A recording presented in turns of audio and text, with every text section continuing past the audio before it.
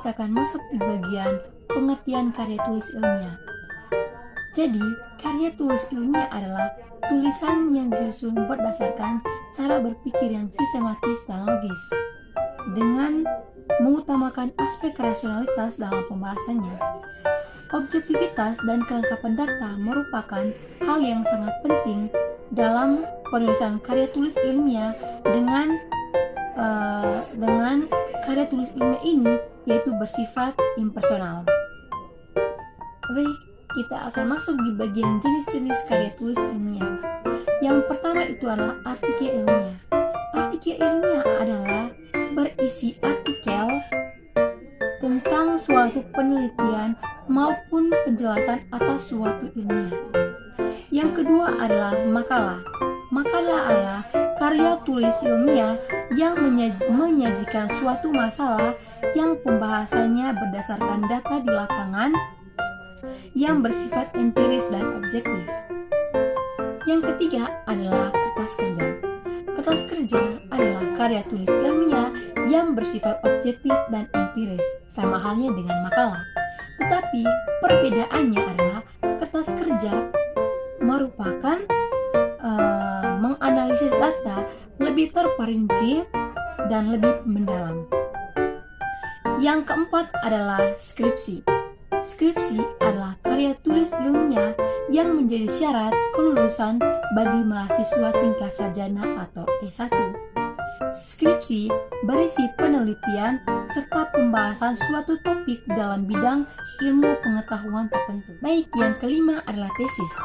Tesis adalah karya tulis ilmiah yang menjadi syarat tingkat magister atau S2. Tesis ini membahas suatu topik bidang ilmu pengetahuan dengan lebih mendalam dan terperinci. Yang keenam adalah disertasi. Disertasi adalah karya tulis ilmiah yang menjadi syarat kelulusan mahasiswa tingkat doktoral atau S3. Disertasi berasal dari bahasa Latin, yaitu disertasi yang memiliki arti berdebat. Yang terakhir adalah kaidah kebahasan karya tulis ilmiah. Yang pertama itu adalah menggunakan kata impersonal. Kata ganti yang digunakan dalam karya tulis ilmiah yaitu kata yang bersifat umum. Contohnya, peneliti dan penulis. Karena dalam karya tulis ilmiah tidak menggunakan atau yang diutamakan itu adalah objeknya bukan subjeknya. Yang kedua adalah menggunakan kalimat pasif. Baik, yang ketiga adalah menggunakan bahasa reproduktif. Maksudnya itu adalah dalam karya tulis ilmiah harus menggunakan bahasa yang lugas dan tidak menggunakan bahasa yang ambigu atau bermakna ganda sehingga pembaca dapat mengerti dengan isi penelitian.